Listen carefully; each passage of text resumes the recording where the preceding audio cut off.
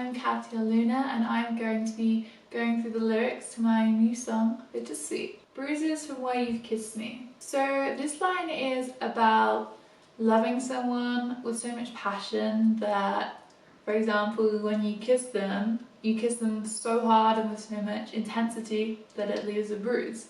The song has an overriding theme of juxtaposition, which you'll probably see from a lot of the other lyrics as well.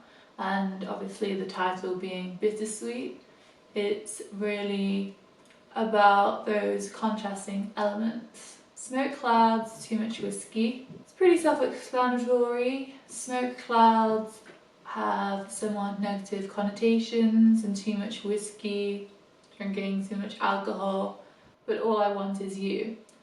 It kind of taps into the idea of being in a relationship which you know really deep down inside is not necessarily the best thing for you, but because you like the person, you choose to try and ignore the bad things, push them to the side. Laundry eyes with Cuban coffee.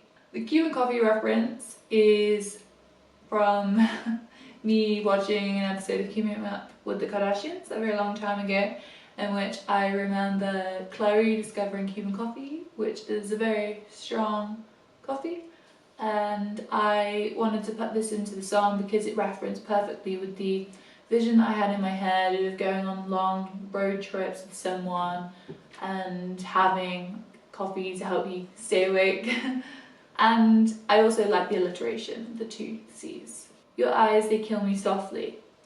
Again, this is written in a way that I wanted to say someone's eyes are so beautiful when you look at me, it's like whoa, but there's that savage bad element of the fact that they kill you. Not literally, but metaphorically speaking. I wish they'd follow through. This line kind of refers back to the previous line with reference to the eyes, because I wanted to describe that feeling when you know you like someone and you're pretty sure that they like you back, but you haven't yet kind of said that, and you know the vibe is there and you want them to act on it and follow through with the way that they're looking at you, maybe in a seductive way, but they don't. Pre-chorus. But after all this time, seeing you, I'm still mesmerized.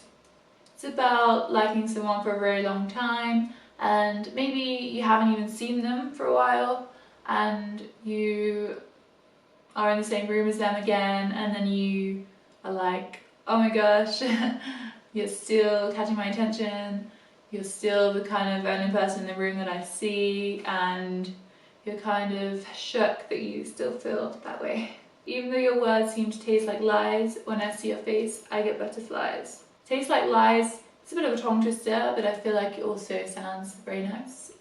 And even though the words that this person are saying to you, you know that they're bad, you know that they're not being genuine or truthful towards you, they still make you nervous inside and feel special and have that butterfly feeling. Which is quite interesting actually, because it makes me think of something I heard Halsey say about, I think her mum said, it's funny how the warning signs can feel like the butterflies. It wasn't actually written in reference to that, but now, literally just now saying it, it made me think it's kind of a similar premise. Chorus. You're so bittersweet, so bittersweet, so bitter, bitter, bitter, bittersweet.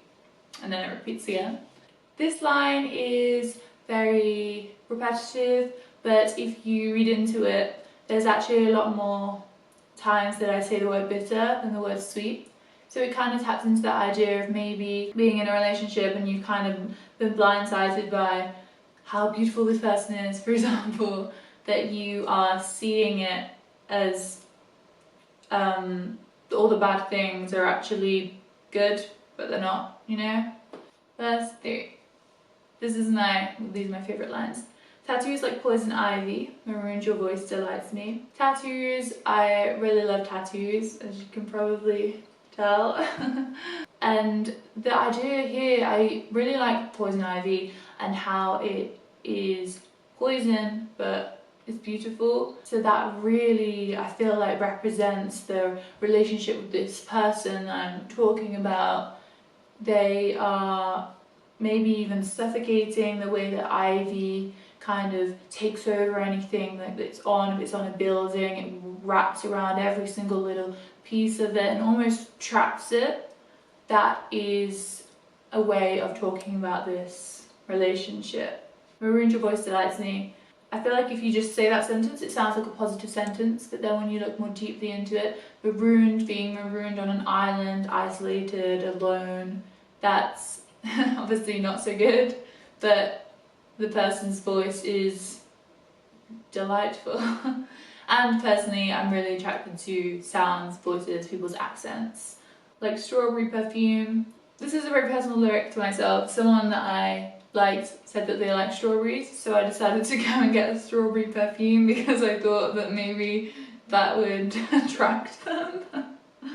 Don't actually know if they ever realised I was wearing it or noticed because they never commented on it, but hey ho, it's a nice perfume anyway, so I'm happy that I have it for myself now. At least I can appreciate it. So watching Scarlet Skylines, so beautiful that I don't mind. Scarlet Skylines, again, I do love a bit of alliteration. I think it sounds nice, and I adore sunsets. I think they're one of the most beautiful things in the world. Scarlet, I like the colour red, so that's why I decided to write that. But then the next verse, so beautiful that I don't mind, it's kind of like everything is a positive and then a ... oh, but then there's a negative coming kind of thing going on here. So beautiful that I don't mind the bad things that you do. Like the sunset is so beautiful, but then maybe because you're so attracted to them that you're blindsided by their beauty that you don't acknowledge the bad things. Speaking for me personally, I tend to try and be a really positive person and see the good in everything, which sometimes maybe isn't so good because I give people too many chances and think, oh, I'll give them the benefit of the doubt, but maybe actually, in reflection, I should be a bit more savage. Bridge. But it's not fair, you're the only one I ever cared about, yeah. And it's not fair, I'm the only one you never cared about, yeah. I think actually this is maybe my favourite part of the song, because when I wrote those lyrics, it came from a very angry place inside of me, and maybe I let my pride kind of get the best of me. It's just saying that I'm not someone who likes people easily. It takes a lot for me to be attracted to someone and actually think like, oh, I like this person, I care about them. And so when that actually happens and the said person doesn't like care about you, it's kind of bruised my ego. Ego is bad, but you know, it's relatable. And I feel as if, you know, this person, they care about everyone else and everyone else is more important than I am to them, which is really sad for me because their approval and their acknowledgement and their words mean a lot to me, but they don't care, so. That is the end of my little analysis of my lyrics to my new song Bittersweet. Hope you enjoyed it and found it somewhat insightful, and I hope that if you haven't listened to my song yet, then maybe this will make you listen to it, and if you like it, share it with everyone you know and support me. Yeah, thank you very much. Bye!